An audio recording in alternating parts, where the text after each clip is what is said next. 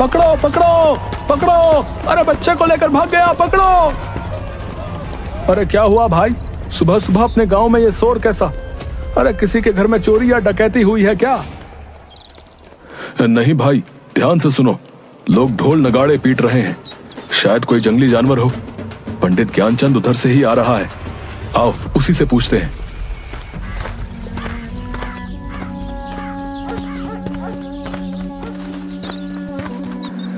पंडित जी, ये कैसा शोर है? कोई जानवर गांव में घुस गया है क्या? अरे नहीं भाई, आज गांव से फिर एक बच्चा कोई जानवर पकड़कर जंगल में ले गया। हे भगवान, अब तो हमारे बच्चे अपने गांव में भी सुरक्षित नहीं हैं। पता नहीं क्या होने वाला है। सुन रही हो भाग्यवान, बंकू से कहना घर में ही रहे, इधर उधर खेलने ना जाए।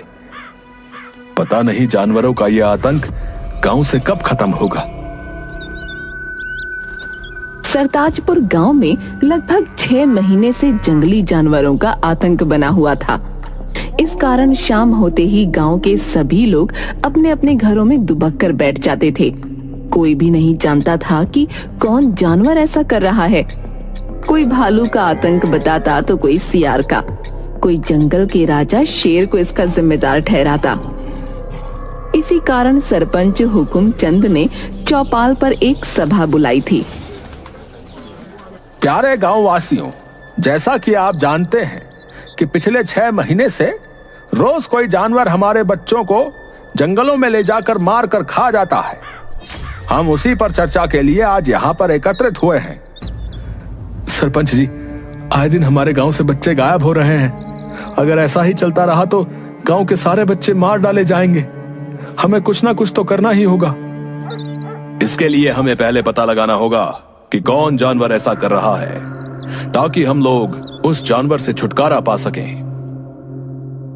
यही ठीक रहेगा, क्योंकि जंगल में तो सैकड़ों जानवर हैं। हम किस किस को अपना निशाना बनाता रहेंगे? लेकिन इसका पता लगाएगा कौन कि किस जानवर की यह करतूत है?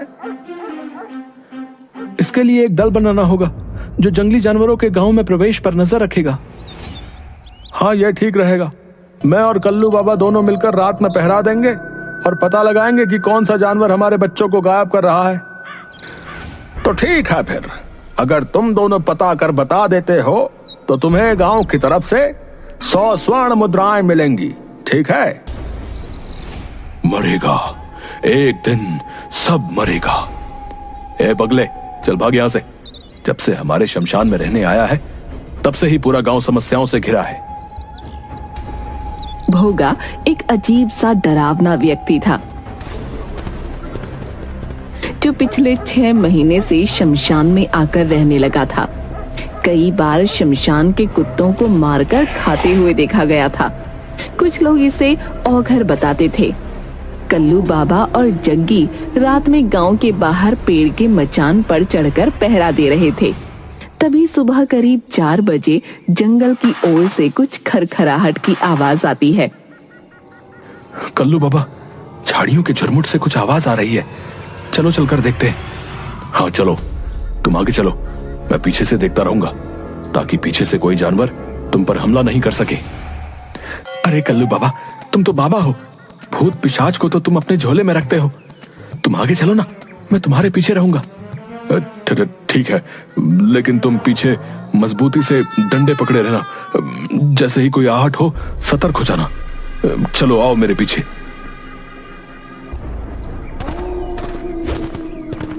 भूत पिशाच निकट नहीं आवे, महावीर जब नाम सुनावे।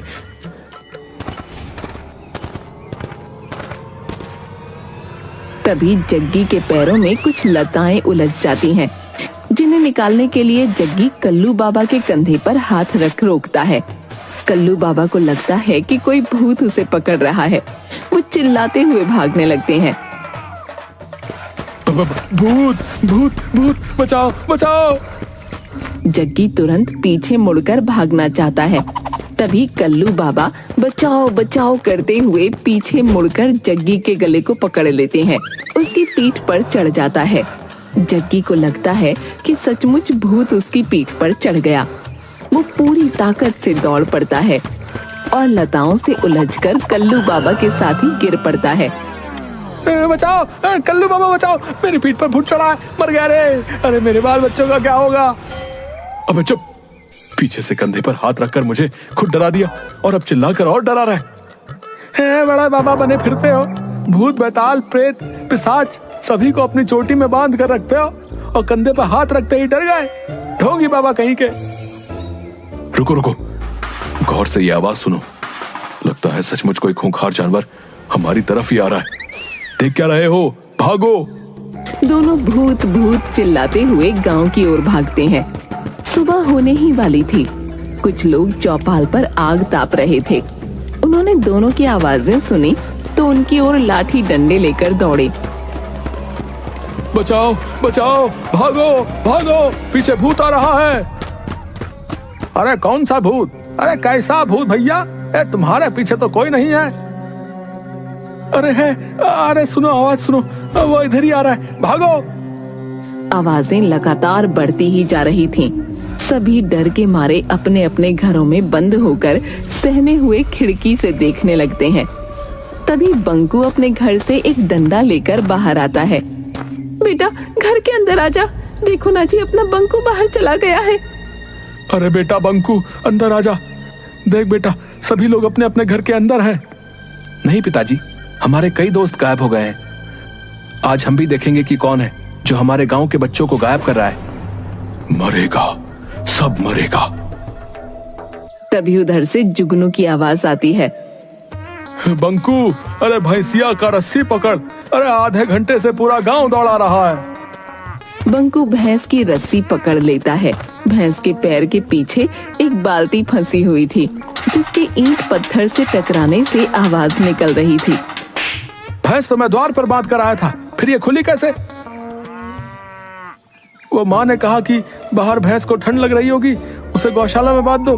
भैंस बिदक कर भागने लगी, भागते हुए उसके पैर में बाल्टी फंस गई। जग्गी और कल्लू बाबा, है? तुम लोगों के डरपोक होने के कारण आज पूरा गांव भयभीत हो गया भाई। वो तो बंकू ने बहादुरी दिखाई, लेकिन बात तो यही है कि आखिर बच्चों का शिकार कौन कर रहा है? तभी सेठ मंगत लाल रोते रोते आता है। सरपंच जी, मेरा बेटा सुधीर घर पर नहीं है। नौकरों ने बताया कि सुधीर को शेर दबोच कर ले गया है जंगल की ओर। हाय मैं लुट गया, हाय मैं बर्बाद हो गया, मेरा इकलौता बेटा। धैर्य रखो मंगत लाल, धैर्य रखो। हम सभी उसी का उपाय ढूंढने के लिए यहाँ इकट्ठा हुए हैं। सुधीर मेरा भी दोस्त था, हमें उसे ढूंढना ही होगा।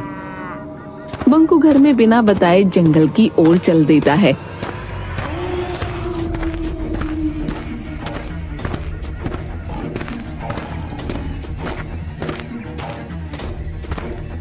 एक नदी किनारे रुककर बंकू पानी पीने लगता है।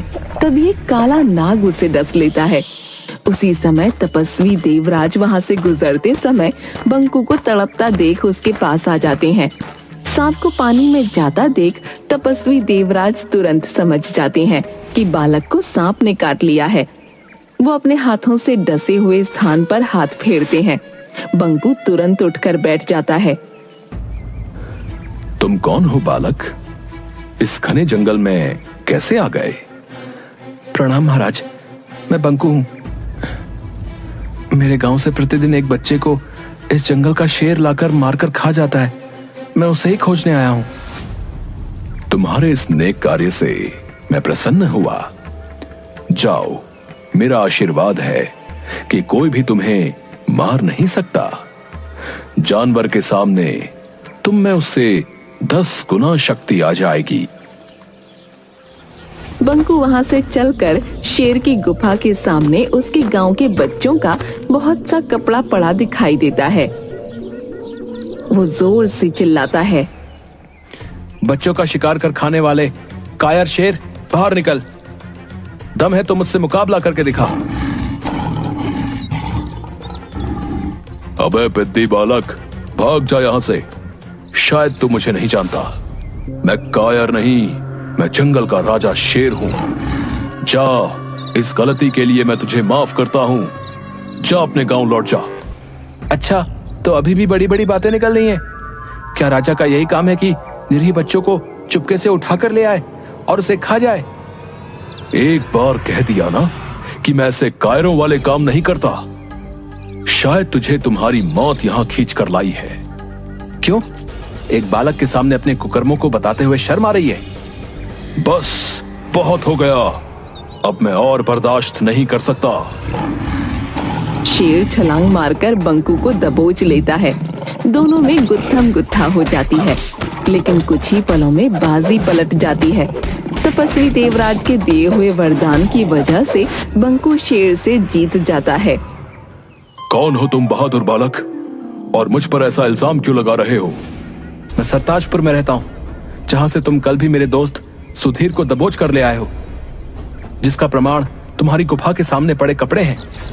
हाँ, इसको तो मैंने भी देखा है, पर ज्यादा ध्यान नहीं दिया। शेर तुरंत अपने गुप्तचर सियार को बुलाता है। गुप्तचर सियार, पता करो कि कौन मेरी गुफा के आगे ऐसी घटिया काम करके कपड़े फेंकता है। महाराज, ये काम किसी आदमी का है। देखिए, कोई कपड़ा फटा हुआ नहीं है, सभी कपड़े सही सलामत खोले गए हैं। जबकि अगर जानवर करता तो कपड़ों के चीथड़े होते। देख लिया, कोई हम जानवरों को फंसाने के लिए ऐसा काम कर रहा है। ठीक है, लेकिन आखिर ऐसी घिनौनी हरकत कौन कर रहा है? मैं सामने पेड़ पर से आज रात नजर रखूंगा। रात भर बंकू मचान पर जगा रहता है, लेकिन वहाँ कोई नहीं आता। करीब 4 बजे उसे नींद लग जाती है और वो सो जाता है। तभी चिड़िया की आवाज सुनकर बंकू जग जाता है। वो देखता है कि कंबल ओढ़े हुए एक आदमी सुधीर के कपड़ों को शेर की गुफा के आगे फेंक रहा है। बंकू मचान से उतरकर उस आदमी को पकड़ लेता है। भौंकता कहाँ है? जरा अपना चेहरा तो दिखा। भोगा, तुम तो गांव के सारे बच्चे तुम ही गायब कर रहे हो। मरेगा, सब मरेगा। अब कोई नहीं मरेगा, अब बस तू ही मरेगा। इतना कहकर बंकू जोर से भोगा के पेट में मुक्का मारता है, लेकिन भोगा को कुछ नहीं होता। अलबत्ता भोगा के एक मुक्के से वो बेहोश हो जाता है।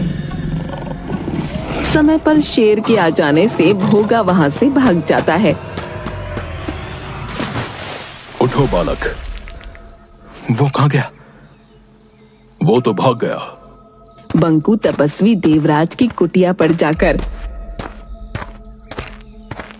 प्रणाम महाराज। आदमखोर शेर को मार डाला तुमने? नहीं महाराज, आदमखोर शेर नहीं, आदमखोर शमशान में रहने वाला भोगा है। लेकिन आपके वरदान ने उस पर क्यों काम नहीं किया? मैंने वरदान दिया था कि जानवर के सामने तुम में उससे 10 गुना शक्ति आ जाएगी। ये आदमी पर लागू नहीं होता। उस भोगा में तो बहुत शक्ति है, उसे परास्त करना मुश्किल है। भोगा ने एक ऋषि को खाने में मांस दे दिया था।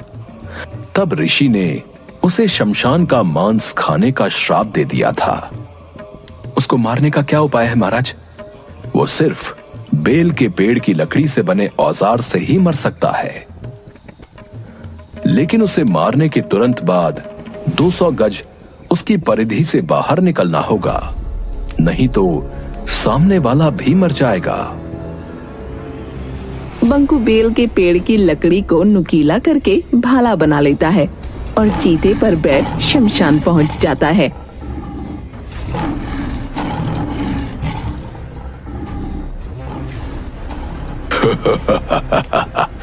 आ गए, आज तेरी मौत तुझे यहां खींच लाई है। अभी तुम्हारे दोस्त सुधीर को ही खाने जा रहा था, लेकिन अब पहले तुझे खाऊंगा। चीते, तू भाग जा, नहीं तो तू भी मारा जाएगा।